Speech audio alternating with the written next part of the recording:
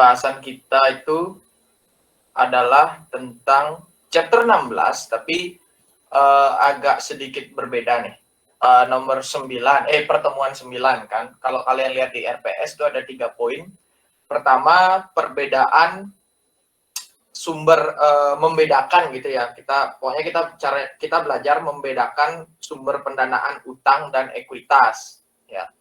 Kemudian kita juga belajar tentang venture capital, tentang apa itu venture capital.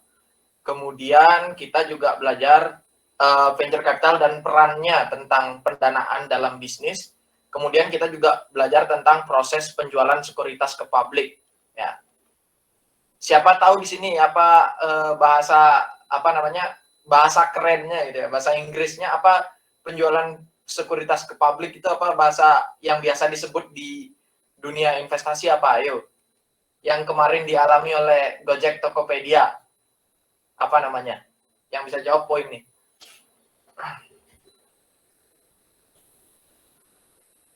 Ya guys, penjualan sekuritas ke publik itu udah ada tuh, padahal tuh di PPT ku tuh.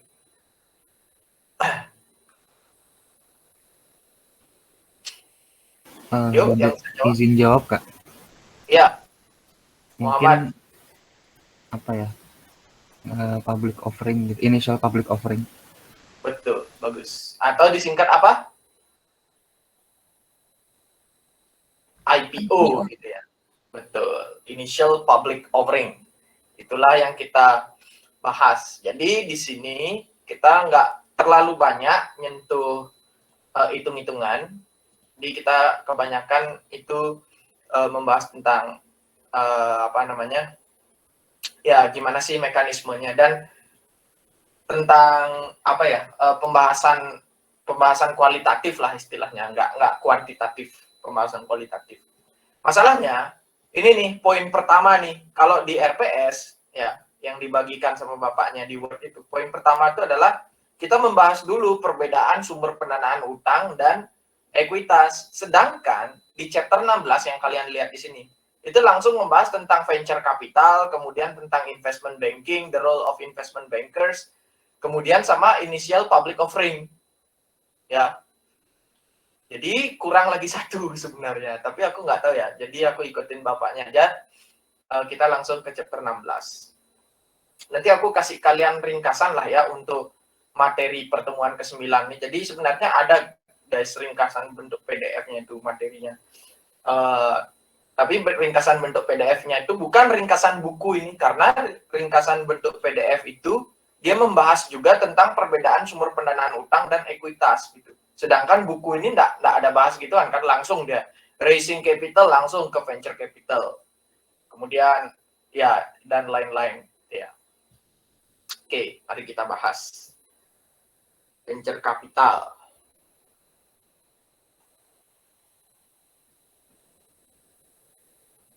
Ya, namanya juga rising capital ya kan? Berarti kita sekarang membahas tentang pendanaan, pemodalan gitu ya. Cari modal. Di mana sih kita nyari modal gitu kan pertanyaannya. Kayak yang aku bilang di awal, struktur atau aset dari perusahaan kalau menurut akuntansi itu kan aset sama dengan liabilitas plus ekuitas. Ya. Ada yang nyebut dulu liabilitas plus modal, tapi pada saat aku semester 1 gitu ya, dosenku Bu Hera itu nggak ngasih kita nyebut ekuitas itu sebagai modal. Kenapa? Karena modal itu terdiri dari liabilitas plus ekuitas. Liabilitas plus ekuitas itu modal. Ya. Liabilitas ya liabilitas, ekuitas ya ekuitas. Liabilitas plus ekuitas itu modal. Ya. Kalau dalam bahasa Inggris, liabilitas kan kita sebut di dalam keuangan itu debt. Ya. Kalau ekuitas kita sebut sebagai equity. Debt plus equity itu kapital. Jadi beda. Nggak boleh equity disebut kapital, nggak boleh. Karena kapital itu debt plus equity. Ya. Biar nggak kalian bingung gitu. Soalnya dulu, waktu aku kan anak IPA ya. Aku anak IPA kan. Dari SMA IPA. Nggak tahu sama sekali akuntansi. Kemudian aku memutuskan untuk SBMPTN IPS, ya kan? Nah, pada saat aku belajar SBMPTN, ekuitas tuh sama guruku di bimbel gitu kan. Ekuitas tuh disebut sebagai modal sama dia, ya, liabilitas plus modal gitu. Padahal itu nggak boleh kalau menurut Bu Hera, dosenku pas semester 1 pengantar akuntansi. Nggak boleh kita sebut modal, karena modal itu gabungan dari liabilitas dan ekuitas. Ekuitas ya harus disebut ekuitas, gitu. Debt plus equity, nggak boleh disebut sebagai capital. Bahasa Inggrisnya modal itu capital ya. Nah, berarti kalau di sini konteksnya kita bilang capital, berarti nggak cuman equity itu guys. Nggak cuman equity, tapi dua-duanya. Entah itu liability dan equity. Dua-duanya ya, karena kita nyebut capital. Oke. Nah, di konsep yang akan kita pelajari di chapter 16-nya adalah, kalau menurut buku, understand the venture capital and its role in financing new businesses. Ya, memahami peran venture capital yang aku bilang tadi. Kemudian, understand how securities are sold to the public and the role of investment bankers. Jadi, gimana sih suatu sekuritas itu kejual ke publik? Sekuritas ini istilah apa lagi, Kak? Ya, sekuritas ini istilahnya kayak surat berharga lah. Surat berharga itu disebut sekuritas ya, securities bahasa Inggrisnya. Surat berharga itu disebut sebagai sekuritas, bisa dalam bentuk obligasi, atau bahasa Inggrisnya bond. Obligasi berarti pendanaan berbasis liabilitas kalau obligasi. Kalau saham berarti pendanaan berbasis ekuitas. Nah, dalam hal ini kita sebut dua itu aja deh. Dua surat berharga itu aja, obligasi atau bond, dan yang kedua namanya ekuitas, atau biasanya lewat saham, stocks, shares. Biasanya orang bilang saham tuh bisa stock, bisa shares gitu ya. Kemudian understand initial public offerings and the cost of going public. Nah, jadi kalau initial public offering, ya, kita berbicara soal konteks initial public offering, berarti konteksnya saham dah. Nah, ada obligasi initial public offering, nggak ada. Gojek Tokopedia menawar initial public offering berupa obligasi, nggak ada. Ya. Initial public offering pasti saham. Berarti approach-nya kemana? Pendekatannya apa? Pendekatan ekuitas. Ya, di kan capital itu ada dua tuh yang aku sebut tadi. Bisa obligation, bisa bond, bisa debt atau liabilitas dalam bentuk sekuritas berupa obligasi atau bond. Paham ya? Kemudian cara yang kedua, approach yang kedua itu menggunakan ekuitas dengan surat berharga atau sekuritas, ya sebutannya banyak nih, surat berharga, sekuritas dengan bentuknya apa? Saham atau stok atau share. Ya, atau stok atau share.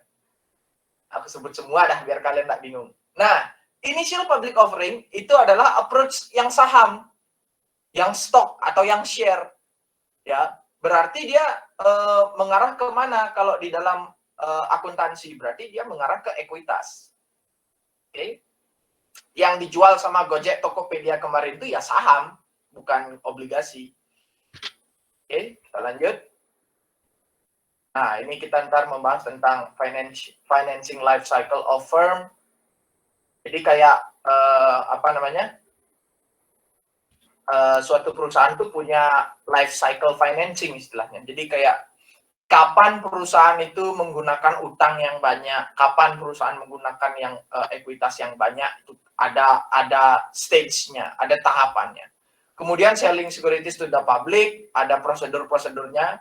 Maka kalau kalian kemarin ikut Gojek Tokopedia, dari dia awal book building, dari dia awal public expose, kemudian book building, kemudian offering, masa offering, kemudian sampai dia listing.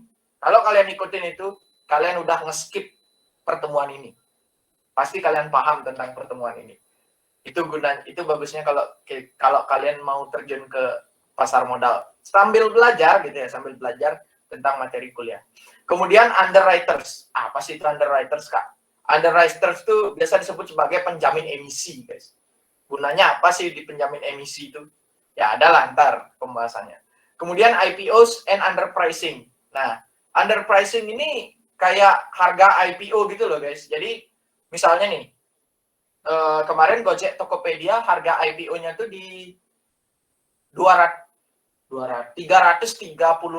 kalau nggak salah ya, Rp338 per lembar saham. Rp338 itu dapat dari mana Kak? Ya ada hitung-hitungannya. Ya, ada hitung-hitungannya itu. Berdasarkan apa? Ya itu semua ada hitung-hitungannya. Nah, kita sekarang belajar di sini. Tapi hitung-hitungannya itu nggak seribet yang kemarin lah. Kemudian new equity sales and the value of the firm. Kemudian ada the cost of issuing securities. Nah, ini apa nih the cost of issuing securities?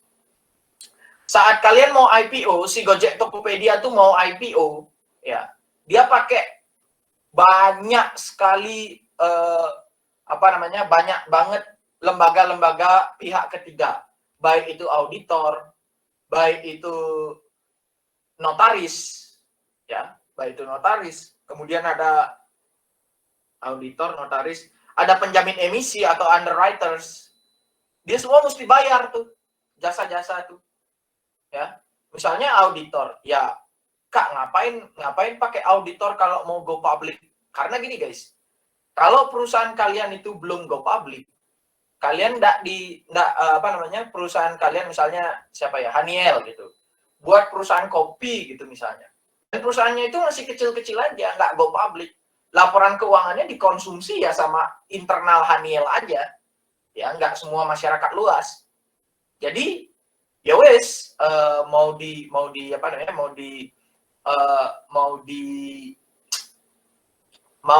audit atau enggak per tahunnya itu laporan keuangan masih opsional, ya, karena cuma Haniel doang yang berisiko kalau misalnya pelaporannya meleset gitu misalnya, ya cuma Haniel doang yang salah baca ntar laporan keuangan itu, ya kan. Tapi kalau misalnya mau go public kayak Gojek Tokopedia, which is artinya pemegang sahamnya siapa? Public kan, namanya juga go public. Bisa aku, bisa Haniel, ya kalau kita beli ya. Aku sih beli kemarin. Aku bisa Haniel, bisa Fikriona dan semacamnya. Jadi kita sekarang konsumen baru dari laporan keuangan itu. Oleh sebab itu, makanya dia harus diaudit dulu. Ya, laporan keuangannya harus diaudit dulu. Siapa hidup?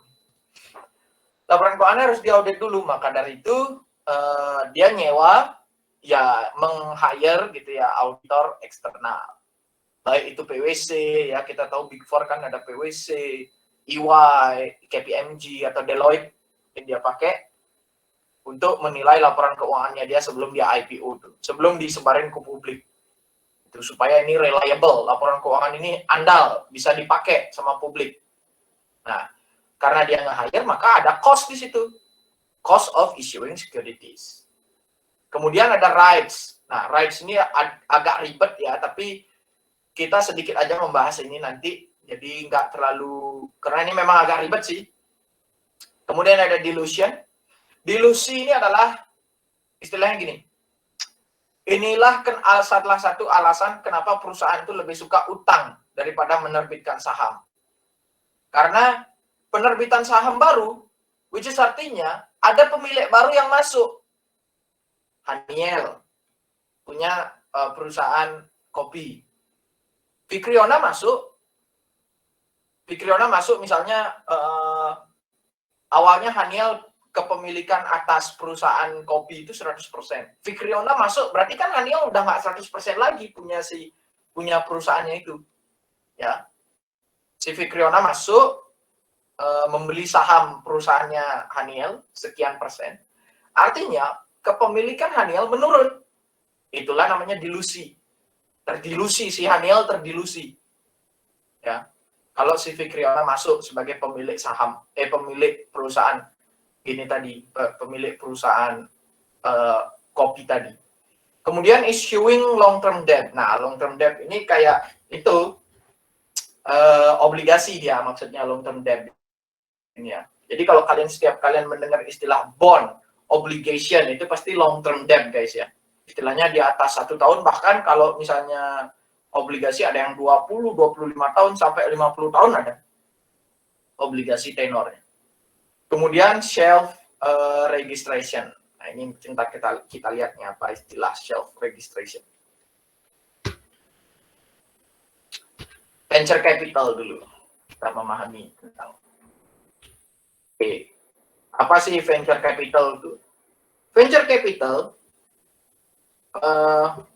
bentar. Venture capital ya, atau biasa disebut sebagai VC gitu kan, itu adalah elemen yang tidak bisa dilepaskan dari, kalau misalnya sekarang tuh dunia startup gitu ya. Jadi perusahaan kalau dia kecil, perusahaan pada saat dia masih kecil, itu pertama kali didanai sama venture capital, guys. Ya, venture capital. Salah satu bagian penting ekosistem dari suatu daerah atau negara. Ya, foundernya market, regulasi atau infrastruktur. Venture capital ini adalah modal dalam bentuk uang yang diberikan kepada startup yang potensial dan sedang berkembang. Mereka yang menjalankan aktivitas manajemen dan administrasi pendanaan, penyaluran, serta pengawasan venture capital disebut sebagai venture capital fund atau venture kapitalis. Jadi di venture capital ini ada manajer investasinya, ya. Jadi istilah kayak gini loh. Misalnya aku, Aniel, kemudian Fikriona, punya duit lebih kan? Punya duit lebih. Misalnya kita orang kaya, guys. Misalnya kita orang kaya. Aku, Aniel, sama Fikriona orang kaya. Punya duit berlebih kan? Kita mau puter duitnya itu. Oke? Kita kumpulin duit kita. Nah, pengumpulan duit itu disebut sebagai venture capital. Kemudian ada satu orang nih. Let's say misalnya Muhammad. Muhammad ini yang ntar menentukan duit itu akan diinvestasikan kemana. Nah, biasanya kalau masih dalam suatu perkumpulan yang disebut sebagai venture capital tadi, itu biasanya kita mendanai perusahaan-perusahaan yang kecil-kecil dulu.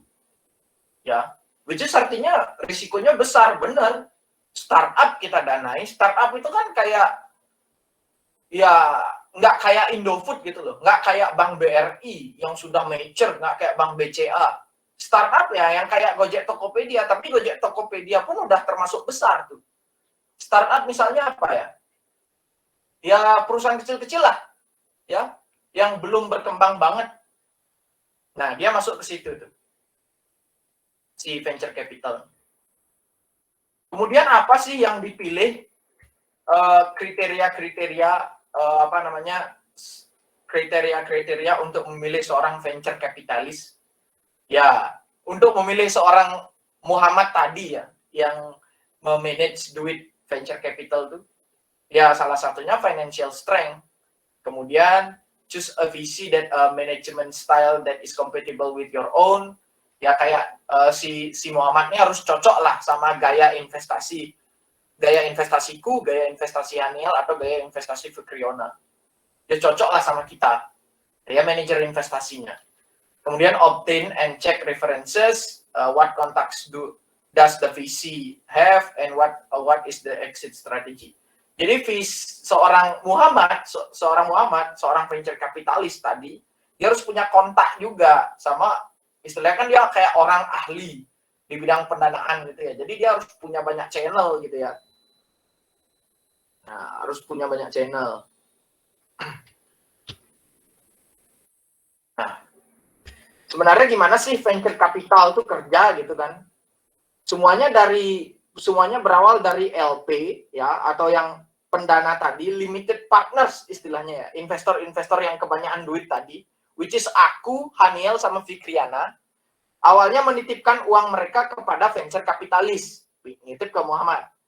Plus mereka juga meminjamkan uang untuk manajemen fee kepada venture kapitalis. Jadi kita juga kayak ngasih fee nantinya ke si Muhammad itu kalau misalnya duit kita berhasil di-grow, berhasil ditumbuhkan sama si Muhammad. Kita kasih fee dia. Disebut meminjamkan karena ketika investasinya sudah menghasilkan return, venture kapitalis harus mengembalikan return investasi plus juga uang manajemen fee kembali kepada LP atau limited partners. Venture kapitalis kemudian akan mendistribusikan uang investasi LP tersebut atau limited partners tersebut ke beberapa startup yang masuk ke dalam radar dan kualifikasi mereka. Kemudian yang mereka lakukan adalah menunggu. Tidak literally hanya menunggu sih, karena memang bisa memberikan advice gitu ya. Jadi nggak cuma nunggu sih, jadi kayak aku atau si Haniel ini boleh ngasih tahu Muhammad, Muhammad, ini ada perusahaan bagus loh, kenapa nggak kamu taruh aja di sini duitnya? Oh ya, nanti saya pertimbangkan, misalnya kayak gitu. Ntar saya buat modelnya, apakah ini menguntungkan atau nggak investasi di sini, kayak gitu ya. Jadi boleh aja, kita nggak pasif, kita sebagai limited partners, aku, Haniel ataupun Fikriona tuh boleh ngasih advice ke si manajemen kita, yang mana itu adalah Muhammad. Ya, jadi kita ngasih advice gitu. Kemudian venture kapitalis dapat return dari investasi saat mereka bisa exit. Nah, ini namanya exit strategy. Jadi dia beli saham dulu, perusahaan-perusahaan kecil itu dia beli saham dulu, ya, perusahaan-perusahaan kecil dia beli sahamnya, sampai dia growing guys, sampai dia growing, di tahap kayak Gojek, Tokopedia, ya, sebelum dia IPO, itu dia venture capital dulu yang menjadi pendanaan mereka itu, venture capital dulu, sampai dia IPO, venture capital tuh keluar. Kayak gitu biasanya gaya mainnya venture capital. Jadi dia lebih berisiko, memang lebih berisiko. Ya, makanya tergantung ya. Kalau Fikriona, aku sama Haniel sudah memutuskan untuk naruh duit di venture capital, which is artinya kita berani dengan risiko yang lebih besar. Ya kalau nggak berani, ya wes tunggu dia IPO, biarin venture capital lain yang mendanai, tunggu dia IPO, kita beli sahamnya. Kalau nggak berani lagi beli saham karena terlalu risky juga, ya wes kita mundur lagi. Maksudnya apa? Kita tunggu dia sampai ngeluarin obligasi. Kalau ngeluarin obligasi, ya itu tergantung profil risiko. Ya, kira-kira kayak gitulah venture capital. Jadi ini belum ranah go public, istilahnya ini belum ranah ke masyarakat. Ini baru antara investor institusional istilahnya, bukan retail investor. Ya, ini baru investor institusional dengan manajemen, dengan perusahaan. Antara institusional sama perusahaan. Belum menyentuh investor retail. Nah, kalau selling securities to public, baru menyentuh investor retail, investor yang sudah yang ada di publik gitu ya. Nah, tapi ini bahasanya SEC ya. Ini kan pakai Securities Exchange Commission, Bapepam-nya Amerika Serikat gitu ya. Jadi kurang relevan sih sama kita gitu tentang selling securities to public, SEC ini. Jadi kita skip dulu ya, karena aku juga belum tahu nih pembahasannya bakal lari kemana, apakah ada ntar pembahasan IPO. Jadi kalau misalnya nggak ada ntar pembahasan IPO, bakalan aku share screen PDF ke kalian ya, tentang IPO di Indonesia seperti apa. Kemudian kita bahas tentang underwriters atau penjamin emisi. Ya. Penjamin emisi ini apa lagi, Kak? Nah, penjamin emisi ini nanti dia bakalan bantu seorang bantu Gojek Tokopedia, dalam hal ini misalnya Gojek Tokopedia gitu kan, dia mau IPO ya, bantu Gojek Tokopedia untuk untuk melakukan IPO-nya. Misalnya apa? Itu service yang diberikan. Services provided by underwriters. Salah satunya adalah formula method used to issue securities. Kemudian price the securities, menentukan harga dari menentukan harga dari sekuritas yang akan dijual. Kemudian menjual sekuritasnya. Ya, jadi sebenarnya bukan Gojek Tokopedia yang menjual saham, guys, tapi underwriter-nya yang menjual. Yang memasarkan itu underwriter-nya. Yuk beli saham Gojek Tokopedia, yuk. Itu underwriter. Bukan Gojek Tokopedia yang bilang, ayo beli sahamku, bukan gitu. Tapi beli saham klienku. Nah, gitu dia. Beli saham klienku, which is kliennya siapa? Gojek Tokopedia. Kemudian melakukan stabilisasi buy lead underwriter. Nah, ini stabilisasi pasar. Ini tergantung kontrak ya. Kalau yang Gojek Tokopedia lakukan itu ada namanya istilah green shoe. Green shoe itu ya kalau kalian ngikutin ya masalahnya Gojek Tokopedia-nya. Jadi aku saranin kalian ngikutin sih. Jadi green shoe itu salah bentuk atau teknik stabilisasi harga setelah dia IPO. Kenapa? Karena harga IPO tuh bisa meningkat tinggi banget, kayak Bukalapak tuh ya. Bukalapak tuh 3 hari istilahnya auto reject atas 25%, 25%, 25% meningkat selama 3 hari berturut-turut. Kemudian tiba-tiba jeblok langsung blok sampai harganya sekarang di 100 rupiah kalau nggak salah ya. Nah itu aku lupa sih berapa harganya sekarang. Yang jelas jatuh banget. Karena apa? Karena dia tidak melakukan price stabilization. Gojek Tokopedia melihat fenomena yang dialami sama Bukalapak, dia pakai price stabilization yang namanya green shoe. Ya intinya itulah untuk price stabilization. Kalian mau tahu apa itu green shoe? Lihat Gojek Tokopedia, lihat reviewnya, lihat public expose-nya, dijelaskan di situ apa itu green shoe. Jadi istilahnya gitulah. Kemudian siapa yang menjadi underwriters, yaitu group of investment bankers that market the securities and share the risk associated with selling the issue. Jadi underwriters itu disebut juga sebagai investment bank, guys. Lah apa bedanya sama konvensional bank, Kak? Konvensional bank biasanya namanya ya PT Bank Sentral Asia atau BCA, PT Bank Mandiri, PT Bank BNI, PT Bank Negara Indonesia, Persero Tbk, yaitu bank-bank konvensional. Lalu investment banknya apa? BCA Sekuritas, nah itu investment bank. Mandiri Sekuritas, nah itu investment bank. Jadi yang ada sekuritasnya di belakang tuh, itu udah namanya investment bank, guys. Dalam kasus Gojek Tokopedia, siapa yang menjadi underwriter, Kak? Mandiri Sekuritas. Ada 4 underwriternya. Mandiri Sekuritas, BCA Sekuritas, SIM Niaga Sekuritas, sama lagi satu Trimegah Sekuritas. Kalau nggak salah ya, itu ada 4 tuh. Terus yang menjadi underwriter utama itu adalah Mandiri Sekuritas. Ya, jadi Mandiri Sekuritas ini yang melakukan kayak, yuk beli sahamnya Gojek Tokopedia, yuk beli gitu. Nah, kemudian dia juga yang membantu menentukan price dari harga sekuritas itu, dia juga yang membantu. Kemudian yang melakukan stabilisasi. Nah, yang melakukan stabilisasi dalam Gojek Tokopedia itu bukan Mandiri, tapi SIM Niaga. SIM Niaga, kalau nggak salah ya, antara SIM Niaga sama Trimegah. Dia yang melakukan stabilisasi harga.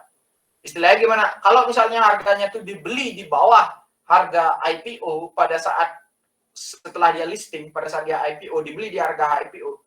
Jadi si SIM Niaga itu beli sahamnya di market untuk naikin terus ke harga yang IPO, ke harga normal. Dibeli. Ini kan hukum gini ya, hukum apa namanya? Hukum ekonomi, permintaan sama penawaran. Jadi pada saat di market, permintaannya menurun nih. Permintaan dari saham Gojek Tokopedia ini menurun. Oke, menurun biasa. Tapi kalau menurun drastis, nah itu nggak boleh. Harus stabil harganya. Untuk menstabilkan, harus ada pembeli. Harus ada yang melakukan permintaan. Harus ada demand. Istilahnya dalam hukum ekonomi. Harus ada demand. Yang melakukan demand siapa? Ya SIM Niaga tadi. Sebagai underwriter. Kemudian difference between what the syndicate pays the company and what the security sell for initially in the market. Ya, ini salah satu fungsinya seorang underwriters. Oke, ada pertanyaan sampai sini underwriter dulu. Ada pertanyaan kah?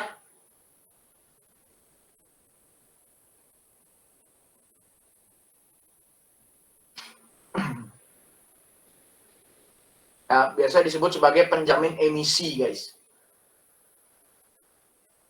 Underwriter.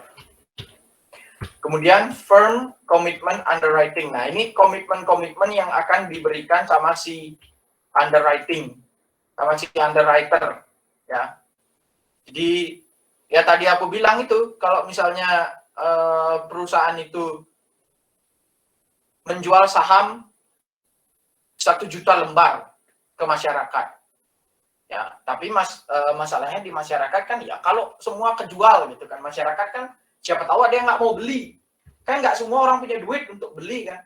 Atau masyarakat menilai prospeknya kurang oke nih.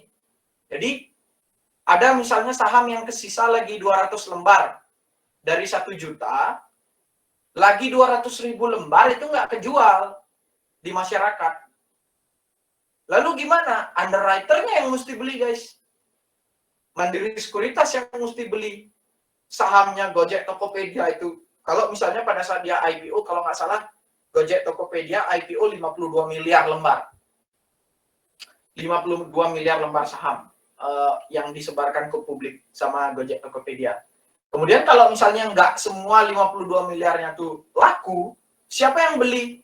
Ya Mandiri Sekuritas, SIM Niaga, itu yang beli sahamnya. Harus, itulah namanya komitmen. Komitmen dari seorang underwriter. Ya, ini istilahnya best efforts underwriting.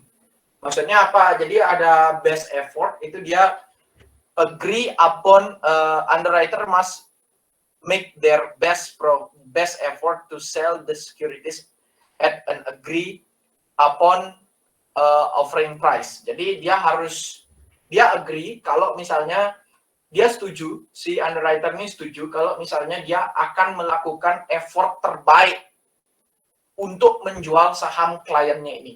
Saham Gojek Tokopedia. Itu namanya best effort. Simple sih, nggak susah. Kemudian ada Dutch auction. Nah, ini macam-macam ya. Kalian bisa carilah apa maksudnya Dutch auction underwriting.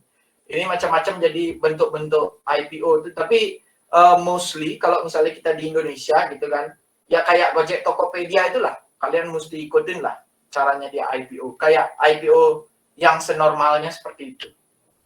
Nah, ini ada Greenshoes yang aku bilang tadi. Greenshoes. Ya. Jadi dia underwriter itu menjaga stabilization function nih. Provides some protections for the underwriters as they perform their price stabilization function. Nah, ini Greenshoes inilah yang diterapkan sama Gojek Tokopedia kemarin. Kemudian lock-up agreement. Lock-up agreement ini ya kayak istilahnya kayak dia nggak boleh jual saham di atas 180 hari. Ya. Kayak Gojek Tokopedia itu dia untuk investor-investornya ada yang asli, yang selain publik, yang selain masyarakat luas, itu dikasih regulasi sama Gojek Tokopedia kalau dia nggak boleh jualan di atas sekian tahun kalau nggak salah, di atas 1 tahun apa 2 tahun itu aku lupa, untuk menjaga stabilisasi harga juga. Kalau misalnya pemilik asli dari Gojek Tokopedia itu mendadak melakukan aksi jual, saham Gojek Tokopedia bisa ambruk, bisa nggak ada nilainya. Maka dari itu yang namanya agreement kayak gini, kayak Greenshoes, lock up, ini harus harus dilakukan. Ya, untuk penjelasan lebih lengkapnya kalian bisa lihat di internet sih. Ini semuanya ada nih di internet nih. Jadi memang belajar manajemen keuangan memang nggak bisa ya bergantung sama dosen sama aku juga nggak bisa. Harus langsung dipraktekkan. Dan Kak, kalau langsung mempraktekkan ntar saya butuh modal dong untuk ngeluarin duit. Misalnya beli saham Gojek Tokopedia, tadi kakak bilang duit cuman 100.000, ya bukan duit yang banyak. Tapi dapat ilmu sebanyak itu. Menurutku miskin banget lah kalian kalau nggak punya duit 100.000 gitu ya.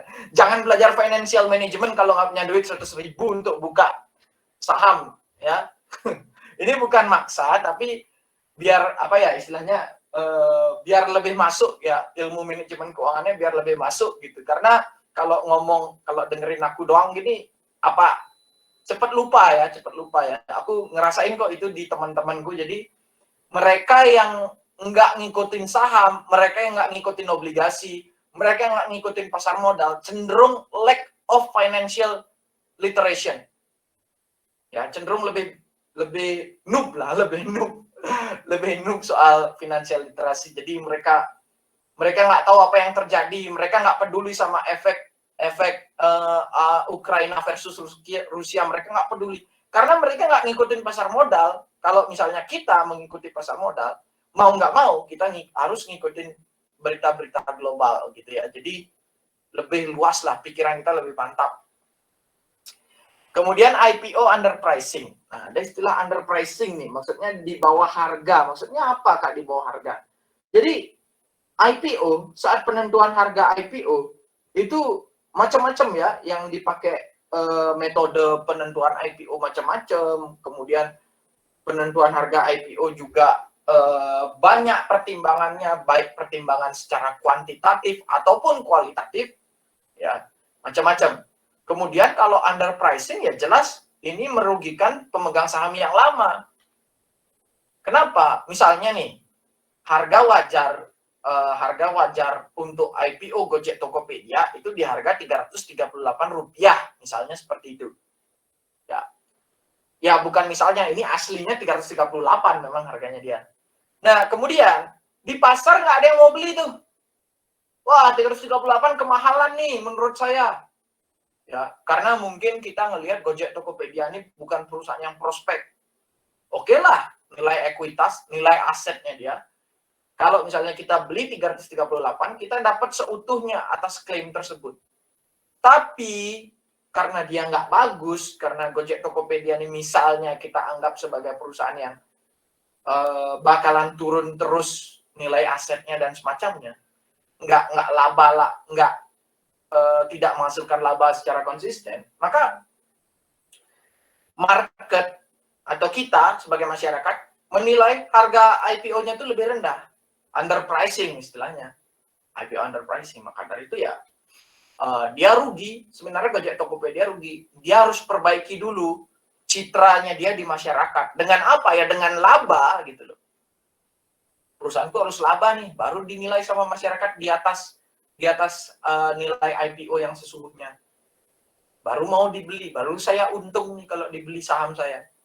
Tapi kalau misalnya dia underpricing atau dia tidak berhasil meyakinkan calon investornya untuk perusahaannya itu bakal growing, ya gagal. Kemudian ini dia ada data average initial returns by month for SEC, Securities and Exchange Commission di Amerika Serikat, Registered Initial Public Offering. Nah, jadi ada ini pertumbuhannya average first day return. Ini return gini pada saat public offering. Bisa kita lihat di sini tahun 2000 besar ya. Tahun 2000. Kemudian ada krisis ekonomi di tahun tahun 70 sampai 75 ini ya, bisa agak kecil ya. Return dari initial public offering-nya agak kecil karena memang di sini ada krisis ekonomi. Kemudian ini namanya sideways nih. Tahun 85 sampai 2000-nya agak sideways. Jadi di sini ekonomi agak nggak lesu tapi nggak euforia. Apa istilahnya tuh? Nggak lesu tapi nggak euforia. Ya sideways. Kita orang pasar modal biasa nyebutnya sideways. Ya, bullish, bearish, sideways. Kalau misalnya meningkat itu namanya bullish. Ya, kalau misalnya menurun itu namanya bearish, beruang. Bearish, bullish itu banteng. Bullish. Kemudian kalau dia rata itu sideways. Nggak naik, nggak turun. Nggak bullish, nggak bearish, dia sideways. Besok kalau kalian dengar istilah bullish, bearishnya apa ini kok banteng is, terus ada beruang is. Maksudnya apa? Ya bullish itu artinya nilai saham meningkat. Ya. Token kripto bullish gitu kan. Token kripto bearish. Jadi kalian nggak bingung apa maksudnya bullish bearish, ya. Kemudian ini number of offerings. Nah ini banyaknya perusahaan yang IPO, ya banyaknya perusahaan IPO. Sama juga returnnya juga sama nih kayak ini. Tahun 80 dia agak lesu ya karena memang ini tahun 70 sampai 80 tuh guys dia kan Amerika tuh lagi perang Vietnam ya. Lagi perang Vietnam maka agak lesu nih. Agak lesu. Kemudian setelah perang Vietnam tuh baru ada Amerika baru perang dingin, baru selesai perang dingin.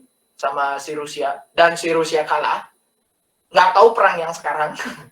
Waktu perang dingin itu yang jelas dia kalah, makanya Rusia kan pecah waktu itu ya. Awalnya Rusia tuh Uni Soviet namanya. Jadi dia pecah, kemudian ya Kak kok dari tadi nyebut perang. Ya memang perang itu kadang-kadang menjadi katalis bagi perekonomian negara, guys. Ya. Habis perang gitu, meningkat. Oh, pada saat perang menurun gitu dia. Jadi kita makanya Ukraina lawan Rusia jadi concern juga. Apa? Ya bisa kita lihat penyebab perang Ukraina sama Rusia tuh, lihat saham Indofood turun harganya. Kenapa Kak saham Indofood turun? Harga gandum tinggi, guys. Ukraina salah satu penyuplai gandum. Gandum lagi. Penyuplai gandum terbesar di dunia, nomor 2 kalau nggak salah. Bukan terbesar di dunia. Eksportir terbesar eksportir kedua untuk Indonesia, produk gandum. Ya, kita mie instan, Indomie, apapun tuh mie instan kita yang diproduksi sama ICBP itu diproduksi dengan menggunakan gandum, which is dialah importirnya. Sekarang karena si Ukraina tidak lagi memproduksi gandum karena negara dia lagi diserang sama Rusia, gimana mau memproduksi? Masa ada petani gitu kan? Terus ada tentara Rusia di sebelahnya, saya mau produksi gandum, kan nggak mungkin ya. Jadi produksi gandum berhenti, suplai gandum menurun, permintaannya tetap, harga meningkat. Harga meningkat, harga pokok penjualan dari mie instan meningkat. Sedangkan harga mie instan tetap. Artinya, laba bersih Indofood diprediksikan menurun gara-gara perang Rusia-Ukraina. Laba bersih menurun, harga saham juga menurun. Dari 8.000 sekian, sekarang 7.300. Tapi menurutku pribadi, ini bukan pom-pom ya. Menurutku pribadi itu harga yang udah murah banget, guys. Kalian yang suka makan Indofood, apa salahnya untuk beli saham Indofood? Kemudian, how have recent IPOs done? Click on web server to go to the Hoovers and follow the IPO Central. Loh kok dia jadi marketing? Ini kayak kita disuruh follow IPO Central link. Ya ntar aku kasih tahu lah gimana proses IPO. Nah ini tadi yang aku bilang, stock prices tend to decline the new equity is issued. Kemudian ada fenomenanya, debt usage, managerial information, issue cost, dan semacamnya. Managerial information ini penting banget, guys.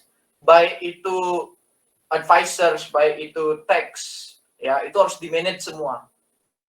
Jadi kita kalau kita mau yang namanya perusahaan dari private ke public company itu nggak segampang itu loh. Ya. Banyak perusahaan yang gagal masuk kualifikasi untuk menjadi public company. Gojek, Tokopedia itu nggak segampang itu, guys, untuk IPO. Ya, mereka wacana IPO mereka itu udah dari tahun 2021, bahkan dari tahun 2020 kalau nggak salah. Kalau aku nggak salah ya, pokoknya dari 2021 itu udah kayak Gojek, Tokopedia. Jadi dari sejak itu mereka udah siap-siap tuh. Ya, bukannya Maret kemarin dia listing, Januari dia siap-siap, nggak, 3 bulan nggak cukup. 3 bulan nggak cukup. Dia siap-siap udah dari tahun lalu, 1 tahun kesiapannya dia coba. Gila nggak? Karena ada signaling and managerial information, itu harus diperbaiki semua. Kemudian ada debt usage, apakah ada utang-utang yang dipakai atau ada utang yang dilunasi setelah kita menerbitkan saham. Kemudian issue cost. Issue cost itu artinya penerbitan, biaya penerbitan. Kalian tahu kan issue itu penerbitan ya, bukan isu, tapi issue itu terbit, artinya terbit. Issue itu artinya terbit, jangan bingung. Since the drop in price can be significant and much of the drop may be attributable to negative signals, it is important to management to understand the signals what are being sent and try to reduce the effect when possible. Nah, ini ada issuance cost, abnormal returns, underpricing, green shoe options. Ini salah satu isu-isu yang menjadi yang menjadi biaya-biaya yang kita mesti keluarin untuk menerbitkan saham. Aku sudah pernah bilang sama kalian ya, Aniel misalnya, mau ngutang di bank, gitu kan, ngutang di bank. Kira-kira siapa bisa jawab dapat poin? Kira-kira kalau mau ngutang di bank, kena biaya apa aja tuh di bank tuh? Kalau kita mau ngutang, yuk siapa bisa jawab? Aniel mau ngutang di bank, kena biaya apa aja kira-kira? Satu biaya deh yang paling sering. Yuk, ada yang bisa jawab? Biaya bunga, Kak. Biaya bunga, betul. Habis itu biaya apa lagi? Siapa tadi? Biaya administrasi. Biaya apa? Administrasi. Ini kata kuncinya ini. Oke, biaya bunga betul. Tapi yang pada saat dia terbit banget gitu kan. Kalau bunga kan pas terbit, pas 1 bulan kemudian, 2 bulan kemudian, 3 bulan kemudian, selama masa tenornya itu ya, itu biaya bunga. Tapi aku benarkan lah. Salah satunya biaya bunga. Tapi yang paling bagus jawabannya ini si Haniel nih. Adalah biaya administrasi. Itu kalau kita hanya sekedar meminjam ke bank untuk pendanaan. Tapi kalau IPO ke publik untuk pendanaan, yaitu macam-macam tuh, lihat tuh, ada spread, ada legal. Biaya legal ini artinya biaya konsultan hukum, filing fees, kemudian ada opportunity cost, spend working on issue, kemudian abnormal returns, underpricing, grand issue options. Nah, ini grand issue option ini juga bayar nih. Ya. Ini semua bayar nih, issuance cost. Biaya penerbitan saham. Dia nggak segampang biaya administrasi kayak kita minjem duit di bank. Nah, dia seribet ini tuh. Seperti itu guys ya. Nah, kita next. Nah, kemudian ada rights offering. Apa sih rights offering ini? Hak ya. Nah, ini kalau kita menelisik kasus lihat nih, ada kata-kata specify atau specific atau special. Jadi pada saat perusahaan itu mau IPO, let's say Gojek Tokopedia, dia mau IPO di harga 338 untuk masyarakat luas. Ada yang namanya rights offering dulu. Biasanya rights offering ditawarkan oleh pemegang saham utama. Ya, dalam hal ini kalau si Gojek Tokopedia tuh pemegang saham utamanya siapa? PT Karya Anak Bangsa, PT Karya Anak Bangsa. Itu pemegang saham utama. Jadi dia ditawarin dulu saham spesial istilahnya, rights, hak atas pemegang saham utama. Selain si pemegang saham utama itu siapa lagi? Karyawan. Karyawan loh ditawarin sahamnya. Dan itu bagus guys. Jadi kayak misalnya kalian kerja di BCA. Alangkah baiknya kalian sebagai karyawan BCA, kalian juga punya saham BCA. Alangkah baiknya seperti itu. Kenapa? Jadi kalian tuh harus gimana ya? Kalian tuh terdorong untuk, ayo kita kerja yuk di BCA. Supaya perusahaan ini bagus, dapat gajinya lancar, kalian digaji lancar, kemudian harga saham kalian naik loh. Kalian sebagai karyawan, kerja kalian bagus, BCA profit, meningkat profitnya, harga saham yang kalian punya naik juga loh. Sih? Bagus nggak teknik itu? Jadi, karyawannya sendiri yang menjadi pemegang saham. Gojek Tokopedia juga kayak gitu. Dia ngasih driver-drivernya itu sebagai pemegang saham duluan. Namanya rights offering. Dia ngasih ke situ dulu, baru ke ke masyarakat luas. Tapi dengan specify number of shares, specify purchase price, specify time frame. Maksudnya apa specify number of shares? Jadi yang dijual misalnya dari 52 miliar ke publik, jadi ya paling cuma 10 miliarnya doang yang dijual ke karyawannya. Dengan specify price, specify purchase price, artinya kalau misalnya ke publik 338, ke karyawan bisa lebih murah, misalnya 300. Ya. Karena kan ini karyawan kan, bagian dari perusahaannya itu, jadi bisa lebih murah. Time frame-nya maksudnya apa? Oke, misalnya jual ke public listing Maret. Nah, jadi dikasih waktu tuh sama karyawan. Misalnya 10 hari sebelum listing. Kalian boleh beli duluan sahamku sebelum listing. Silakan beli dulu. Ntar pas listing udah nggak boleh beli. Harus beli di harga normal. Yang mana itu 338. Jadi dikasih pilihan tuh. Nah, banyak sekarang driver-driver Gojek yang punya saham Gojek Tokopedia. Supaya apa? Supaya mereka lebih giat naik motornya. Maksudnya naik motornya lebih giat lagi. Supaya lebih giat narik gitu loh. Supaya lebih giat kerja. Ya. Jadi dia lebih giat kerja. Terus Gojek Tokopedia dapat laba yang lebih besar. Laba yang lebih besar itu menyebabkan kenaikan harga saham, which is yang mana dimiliki oleh drivernya juga ikut kaya. Ya kan? Makanya kalau kalian suka mengkonsumsi Indomie, beli saham Indofood. Kalau kalian suka pakai Pepsodent, kalau misalnya kalian suka pakai produk-produk Unilever, ya, beli perusahaan Unilever. Ya tentunya belinya dengan analisa ya, kalau udah harganya kemahalan jangan dibeli. Kemudian kalian misalnya pakai bank BCA sekarang untuk bertransaksi, misalnya si Fikriona adalah seorang penjual online di Shopee. Jadi kan sering tuh bertransaksi tuh sama customer tuh. Nah, misalnya pakai bank apa? Pakai bank BCA, beli saham BCA. Pakai bank BRI, beli saham BRI. Ya, kayak gitu guys. Jadi ada hubungan timbal balik. Ya, kalian beli mie-nya Indofood, kalian punya saham Indofood, kalian membuat laba bersih Indofood naik, kalian juga dapat cuan. Ya, itu tujuan dari right offerings. Jadi dia menawarkan ke karyawan, menawarkan ke pemegang saham utama dulu sebelum dia issue atau menerbitkan ke pasar, ke market. Ya. Oke. Ada pertanyaan untuk right offerings? Ya, enggak. Kalau aku mikirnya sih, jadi kalian sih baru dengar soal rights. Ya, ini pasti bingung sih. Jadi, ya aku saranin, masuklah. Ikutlah gitu loh, dari Gojek Tokopedia, ikutlah. Sekarang banyak sih saham-saham mau IPO, nggak cuma Gojek Tokopedia dong, banyak ya.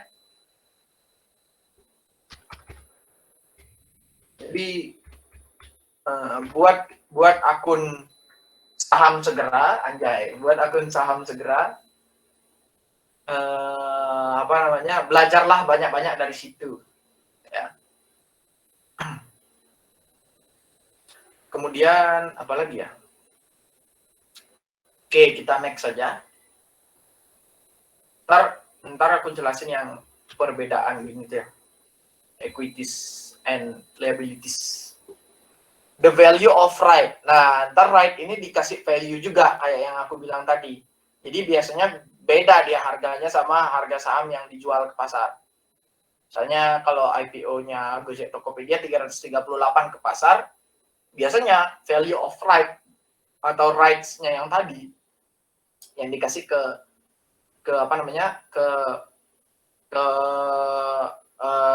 pegawainya atau pemegang saham utamanya itu lebih murah. Nah, ini ada contohnya ya, right offering example. Tapi aku nggak mau bahas karena memang ini sangat jarang. Aku nggak mau mengalihkan fokus kalian. Oke, kalian cukup tahu aja rights offering gitu ya. Lihat nih ada current stock, subscription stock, macam-macam. Raise 10 million dolar. Jadi aku maunya kalian tahu konsepnya aja. Karena apa? Karena kalau kalian tahu sampai sini, itu bakal ribet otak kalian. Secara kalian masih semester 2 gitu loh. Jadi bahaya nih. Jadi bisa merusak pikiran ntar ya. Nah, kemudian dilution. Nah, ini yang penting nih. Ini yang penting. Ya. Jadi ini yang aku bilang. berutang itu belum tentu buruk, guys. Ya, berutang belum tentu buruk. Karena apa? Karena kalau lewat ekuitas, lewat pemegang saham, itu bisa terjadi dilusi, yang namanya dilusi. Oke. Ya. Ini sebenarnya penting sih, karena banyak pemahaman masyarakat kita yang nggak tahu financial management, yang lack of financial management, itu kayak goar-goar gitu. Jangan berutang, utang lintah darat gitu kan. Utang lintah darat, bunganya mencekik kita. Gitu. Ya kalau utang ke pinjol kayak gitu. Kalau utang ke pinjol ya jelas kayak gitu ya. Salah kalian gitu, ngapain ngutang ke pinjol. Ngutang ya lembaga keuangan yang bagus, perbankan. Ya tapi kalau kalian dinilai, misalnya Haniel, ada nggak nih Haniel nih? Halo Haniel? Kok hilang deh. Halo Haniel? Ada nggak? Nggak ada ya? Fikriana deh. Halo Fikriana? Oh ada. Oke. Haniel, kalau misalnya nih, contoh kasus, kon punya duit 5 juta misalnya Haniel. Nah, kon pingin ngutangin, kon pingin 5 juta nih, kon pingin puter gitu kan. Nah, ada dua debitur nih Haniel, Fikriana Nola sama Yulian Lega misalnya. Fikriana Nola sama Yulian. Fikriana itu punya perusahaan, laba bersihnya dia setahun konstan itu 7 juta, let's say. Setahun konstan 7 juta laba bersihnya. Yulian, laba bersihnya 10 juta setahun konstan. Which is bagusan Yulian dong. Nah, kon Haniel sebagai orang yang punya duit 5 juta. Kon ngasih ke Fikriana, Fikriana pasti bisa bayar karena 7 juta, karena dia punya laba bersih 7 juta. Yulian juga pasti bisa bayar 10 juta. Dua-duanya pasti bisa bayar, tapi kon prefer pilih yang mana nih? Sebagai debitur kon, Yulian apa Fikriana? Ayo, coba Haniel. Lebih pilih yang 10 juta, Kak. Oke, lebih pilih Yulian ya. Nah, padahal si Fikriana juga bisa bayar loh. Ya, orang 7 juta kok. Tapi Yulian lebih meyakinkan. Lebih meyakinkan. Nah, maka dari itu perbankan, let's say misalnya Haniel ini perbankan gitu ya. Misalnya Haniel ini perbankan. Dia yang meminjamkan duit. Fikriana sama Yulian. Ya kalau Yulian menawarkan keyakinan yang lebih memadai karena dia dapat duit 10 juta per tahun, Fikriana enggak, ya jelaslah Yulian yang dijadikan sebagai debitur. Fikriana enggak dikasih duitnya. Kalian kalau ke perbankan kayak gitu caranya dia ngeseleksi. Jadi enggak sembarang orang. Fikriana, 7 juta bisa bayar, tapi lebih berisiko. Ya wes aku nggak kasih ke Fikriana wes. Aku ngasihnya ke Yulian aja wes biar aku santuy. Itu perbankan. Nah, sekarang kenapa orang-orang datang ke pinjol? Karena dia pinjol nggak ngitungin gituan guys. Dia nggak ngitung Fikriana kemampuan bayarnya sekian, Yulian kemampuan bayarnya sekian. Pinjol nggak mikirin itu. Pinjol ya udah, kamu minjem 10 juta ya wes kasih 10 juta. Kalau nggak bisa bayar, mobil, rumah, HP dijemput sama debt collector. Nah itu baru lintah darat. Artinya bedanya apa maksudnya di sini lintah darat sama enggak ya? Jadi bedanya ya yang satu melakukan analisa, perbankan Haniel itu melakukan analisa, ya yang mana lebih bagus. Kalau Fikriana dianggap nggak bisa bayar ya wis nggak dikasih duit, ya. Yulian dia nggak bisa bayar ya kasih. Tapi kalau pinjol itu nggak mau bisa mau nggak ya tetap dikasih. Fikriana misalnya tetap dikasih. Tapi karena 7 juta, besok kena COVID-19 aja atau meningkat aja sedikit kasus COVID-19-nya. 7 jutanya itu turun let's say ke 4 juta, udah nggak bisa bayar. Udah macet. Ya. Kalau pinjol, wah Fikriana langsung dicari tuh. Di jalan kek atau lagi di atas motor atau bahkan mereka ngehack HP-nya Fikriana untuk mencari WhatsApp, akun WhatsApp atau nomor telepon sanak saudara, dipermalukan Fikriana. Bahkan sampai Yulian, Salman itu dichatin. Salman misalnya dichatin, "Weh Salman, temenmu Fikriana nih nggak bayar utang nih." Padahal dia nggak tahu apa nih si Salman. Hah? Fikriana utang. Kayak gitu, guys. Nah, itu baru lintah darat namanya. Tapi kita nggak bisa semua lembaga perbankan yang ngutangin, itu kita semua sebut sebagai lintah darat. Karena ada perbankan yang bagus gitu loh. Salah kita sebagai debitur, salah memilih lembaga keuangan. Balik ke dilusi, maka dari itulah dia lebih suka, perusahaan itu masih mempertimbangkan apakah dia akan melakukan utang saja daripada dia IPO. Karena kalau dia IPO, which is artinya ada saham yang disebarkan ke perusahaan, dalam kasus Gojek Tokopedia misalnya, PT Karya Anak Bangsa yang sudah menjadi pemegang saham utama sejak dulu, itu bakal turun nilainya, turun nilai kepemilikannya, karena ada masyarakat yang masuk gitu. Ada masyarakat yang masuk sebagai pemilik baru. Itulah namanya terdilusi. Baik secara EPS-nya lah yang turun, ya ada EPS-nya yang turun, negatif NPV dan sebagainya. Ada hitung-hitungannya juga dilution ini. Oke. Next. Types of long-term debt.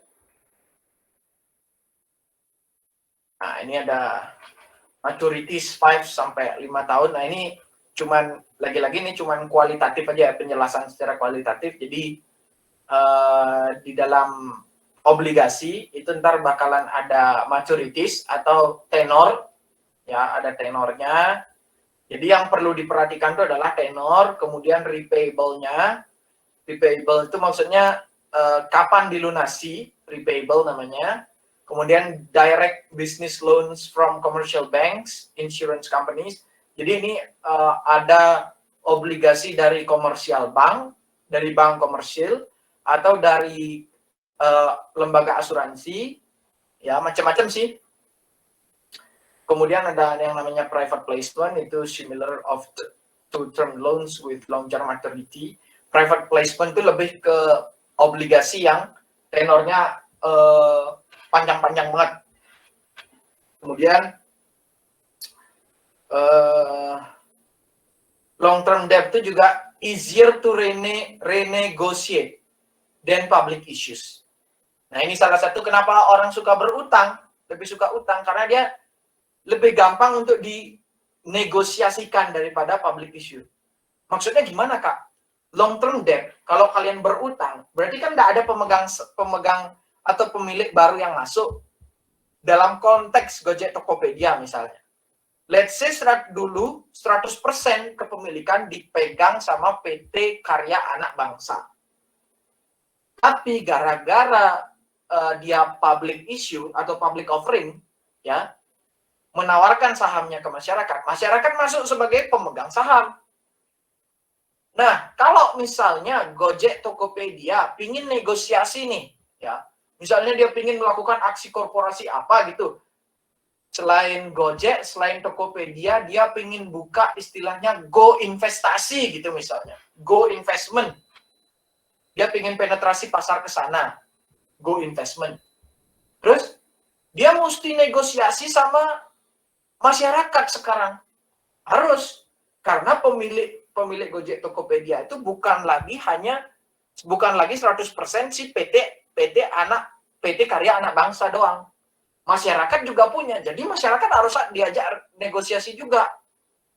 Secara masyarakat ini punya kepribadian yang berbeda-beda. Aku, Haniel, Fikriana, Yulian punya profil resiko yang berbeda-beda. Kita adalah investor yang berbeda-beda. Mungkin Haniel lebih resikonya lebih besar gitu ya. Ya, dia berani, yuk gas. Kamu mau buka apa? Penetrasi pasar apa? Go investment, gas. Gitu misalnya Haniel. Cari pasar baru, saya nggak takut. Ya, itu Haniel. Nah, tapi kalau Fikriana misalnya, jangan dulu dah. Ya kan soalnya platform investasi sekarang sudah banyak, ada Stockbit, Bybit dan semacamnya. Jadi kayaknya Go Investment bakal kalah deh sama platform itu. Nah, itu Fikriona. Jadi ribet negosiasinya nih, ya. Ribet kalau misalnya dia public issue. Maka dari itu dia lebih suka long term debt. Lower cost juga ya, lebih sedikit lah costnya. Ya karena ya tadi karena long term debt tentunya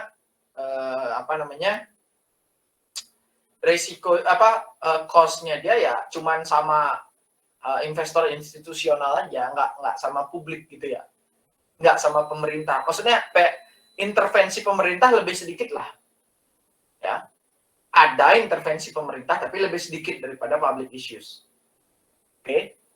Tapi tentunya kalau long term debt ya kerugiannya apa, Kak? Wah, kalau gitu kan semuanya, kalau gitu kan ngapain si Gojek, Tokopedia itu public issue, Kak? Ngapain dia menerbitkan saham? Kenapa nggak dari awal obligasi aja pakai long term debt?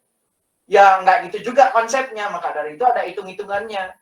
Jadi kalau long term debt apa tuh kira-kira kerugiannya, Kak? Ya kalau long term debt kan ada bunganya tuh 5% let's say per bulan gitu kan. Kalau misalnya long term debt itu mau Gojek Tokopedia tuh rugi kek, mau dia untung kek, bunganya tuh mesti tetap dibayar, nggak boleh di skip. Tapi kalau misalnya pemegang saham kan dia pakai dividen kan, bayarnya berupa dividen bukan bunga.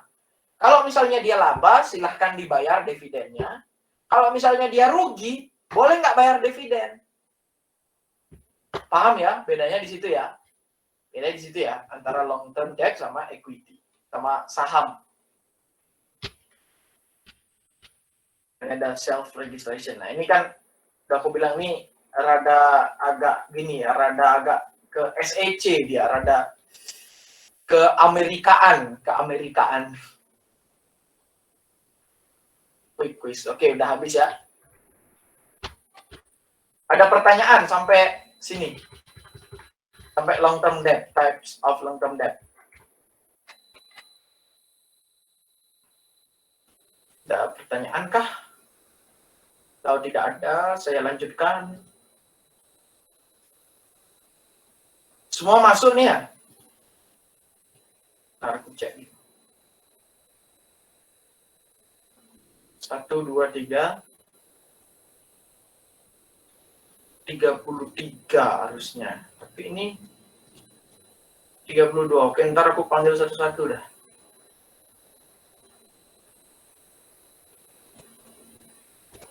Oke. Kita lanjut ke yang PDF tadi.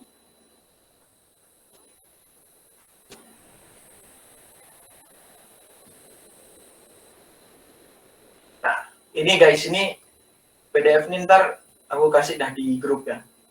Pertemuan 9, sumber pendanaan bagi perusahaan. Nah, ini pembahasan kita tuh cocok sama ini, guys. Jelaskan sumber-sumber pendanaan, jelaskan perbedaan ekuitas ke publik. Perbedaan pendanaan utang dan ekuitas. Jelas nggak? Jelas nggak kelihatan? Jelas kan ya? Halo? Jelas ya? Oke. Jadi keuntungan pendanaan melalui utang. Nah, ini ada banyak nih keuntungannya. Utang menyediakan manfaat pajak karena pengeluaran bunga. Nah, ini yang aku sering sebut. Bunga keluar, laba lebih sedikit, pajak lebih sedikit. Utang bisa mendorong manajer untuk lebih disiplin dalam pilihan-pilihan investasi mereka. Utang tidak memberikan pihak pemegang utang atau debt holder hak suara sehingga tidak terjadi pergeseran pengendalian. Nah ini yang tadi tuh, yang negosiasi itu. Pemegang surat utang itu berbeda sama pemegang saham. Pemegang saham itu ada intervensi. Mau buka Go Investment atau enggak nih? Fikriana enggak setuju, Haniel setuju. Nah, jadi ada benturan di sana. Kalau Fikriana itu pemegang surat utang, Haniel pemegang saham, ya nggak ada hubungannya. Pemegang surat utang bodoh amat. Bodoh amat soal pengendalian perusahaan. Kemudian utang dapat meningkatkan risiko karena kemungkinan perusahaan tidak mampu. Lah, ini kerugian lah. Ini yang kerugian berutang. Nah, ini kerugiannya utang nih. Meningkatkan risiko karena kemungkinan perusahaan tidak mampu memenuhi pembayaran tetapnya, bahkan dapat juga berujung pada risiko kebangkrutan. Nah, ini kalau berutang ini ya, ini kerugiannya. Nah, ini lagi juga kerugian nih. Utang akan meningkatkan potensi konflik antara kreditor dan debitor. Nah, ini. Utang menyebabkan perusahaan kehilangan beberapa fleksibilitas berkaitan dengan pembiayaan di masa mendatang. Karena adanya rambu-rambu perjanjian yang ditetapkan pada awal pinjaman, dilakukan pinjaman ini berisi rambu-rambu yang membatasi manajemen untuk membuat keputusan investasi dan pembayaran dividen dalam jumlah tertentu. Ya, karena let's say misalnya perusahaan besar guys, itu dia berutang tuh nggak cuma dari satu lembaga gitu ya. Jadi misalnya Gojek, Tokopedia itu kan perusahaan besar, atau Indofood lah yang kemarin penetrasi pasar ke Timur Tengah. Nah, dia kan penetrasi pasar tuh, kan dia mesti ngutang tuh untuk pendanaan tambahan. Nah, kalau nggak salah itu berapa triliun, sekian triliun. Nah, jadi dia ngutangnya tuh nggak ke satu bank doang, ada bank BCA, bank BRI, bank Mandiri, bank BRI, semuanya diutangin sama dia. Karena 1 triliun besaran utangnya, nggak main-main gitu kan. Jadi, ya dia ngutang ke beberapa lembaga keuangan. Oleh sebab itu, karena dia terlalu banyak ngutang ya untuk penetrasi pasar, mungkin kalau misalnya dia nyari utang lagi, dia udah susah tuh si CBP itu. Kenapa dia susah Kak nyari utang lagi? Karena dia sudah terlalu banyak berutang. Jadi dia udah nggak fleksibel lagi. Maka dari situ sini disebut fleksibilitas. Kehilangan beberapa fleksibilitas. Karena dia udah terlalu banyak ngutang, dia nggak bisa ngutang lagi gitu loh. Nah, gitu ya. Kemudian lanjutannya, tidak perlu untuk membayar kembali uang yang sudah diinvestasikan. Maksudnya apa nih? Investor tidak mencari hasil yang cepat. Oh, ini keuntungan kalau misalnya gini nih. Keuntungan kalau misalnya berutang, kok dia ngacak-ngacak ya? Nggak paham udah lagi siapa yang buat modul. Bisa memaksimalkan penggunaan dana karena perusahaan Anda tidak memiliki kewajiban untuk melakukan pembayaran per bulannya. Nah, ini kalau misalnya pakai ekuitas nih. Iya benar, kalau pakai ekuitas. Nggak ada pembayaran per bulan. Kemudian meningkatkan channel dalam memasuki jaringan, misalnya dari channel orang yang berinvestasi. Kemudian tidak perlu mengembalikan uang karena tersebut kembali ke investor. Sama. Loh, rusak ya ini ya. Gak paham lah aku nih yang buat soalnya begitulah ya. Gak mau rapi dia buat. Nah, ini keuntungan, tapi keuntungan pendanaan melalui ekuitas. Tapi keuntungannya sudah di atas tadi. Ini pasti kerugian ini. Nah, ancaman tidak memiliki pendapatan. Nah, ini kerugian. Ya, dividen bisa saja tidak dibayar karena kalau perusahaannya rugi ya nggak dibayar dividennya. Menyerahkan kepemilikan. Kemudian investor bisa menyusahkan. Tadi itu antara Haniel yang setuju buka Go Investment sama Vikriona yang nggak setuju buka Go Investment. Mereka nyusahin banget gitu kan. Anjing orang nyusahin banget berdua gitu. Kemudian pelaporan yang lebih memakan waktu. Bisa kalian baca lah, ntar aku share. Nah, ini pembahasan tentang venture capital, bisa dibaca juga, tapi tadi kita udah bahas, jadi aku skip aja. Nah, ini ada risikonya juga, kalau misalnya venture capital.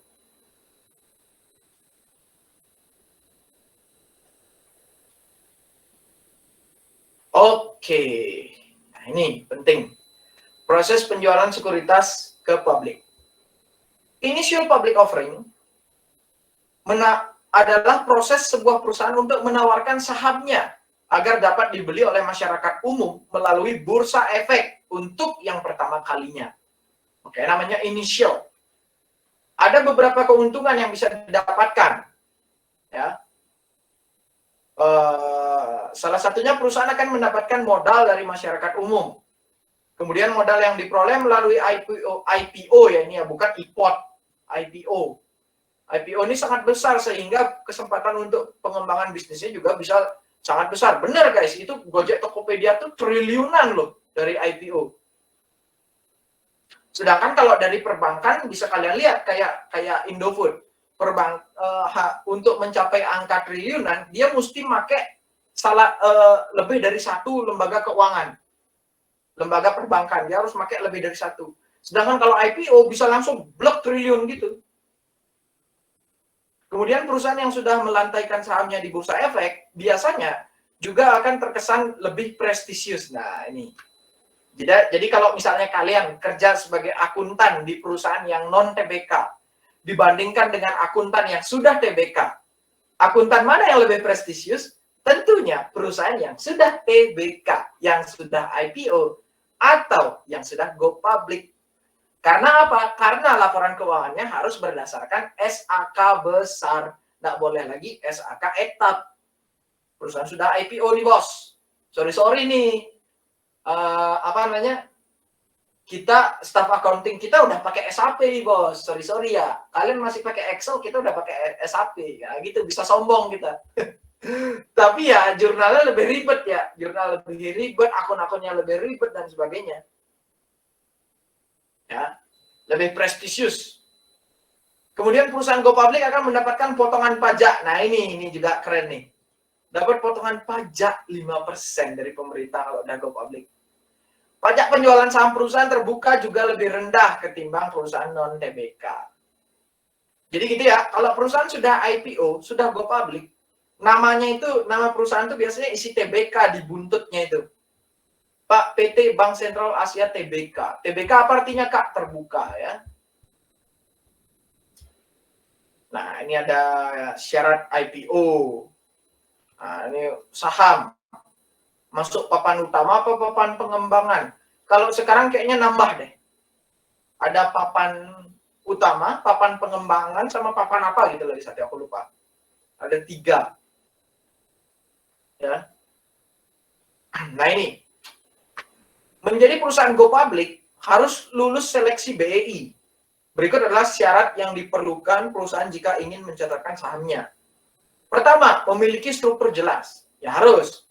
Dokumen pemegang saham harus lengkap, nggak boleh nggak ada dokumennya ya.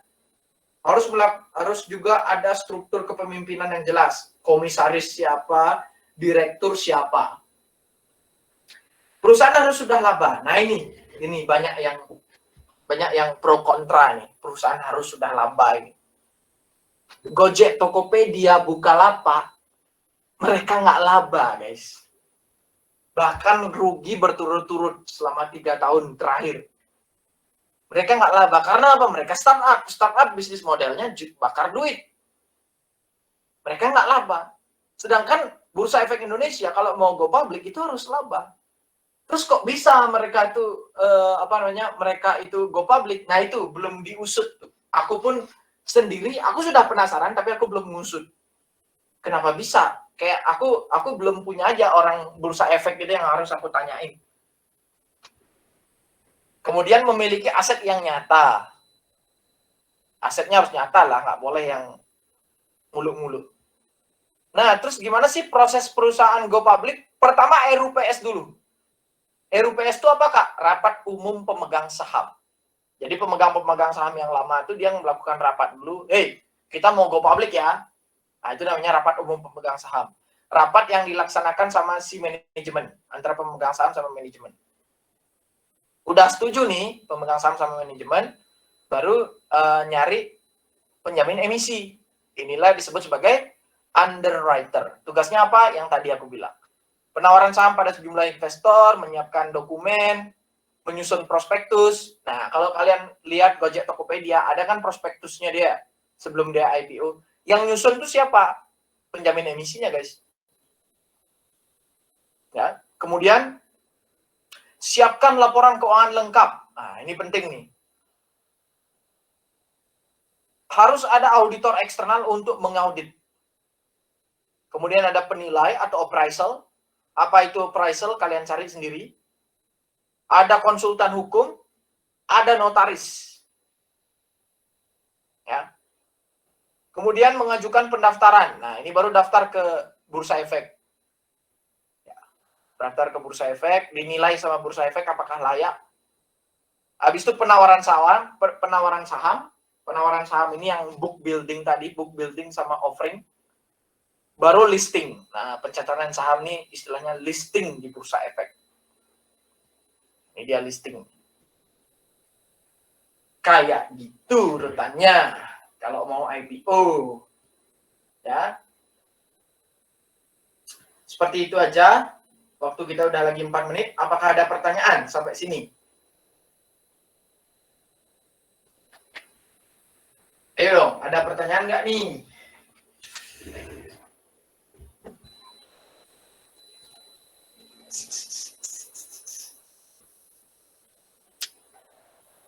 Oke.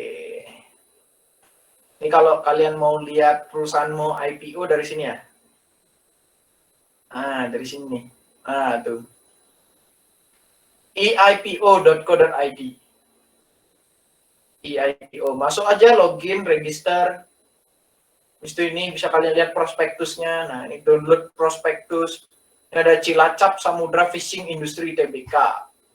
PT Indo Boga. Book building. Nah, Gojek Tokopedia udah close dia. Karena ada lewat. Stock offer 406.000 lembar saham. Prospektusnya bisa dilihat sini. Additional info juga ada. Ya. Ini namanya EIPO. Dari sinilah kalian beli saham IPO. Oke. Itu aja sih yang mau aku tunjukin. Ya ingat berpraktek ya, nggak boleh cuman gini doang, nggak boleh cuman materi-materi doang. Kalau kalian nggak suka sama finance, kalian sukanya pajak doang, nah tapi itu berisiko ya. Kalau kalian sebagai orang pajak, ntar kerjanya juga ke perusahaan TBK. Oke, sekarang aku absen.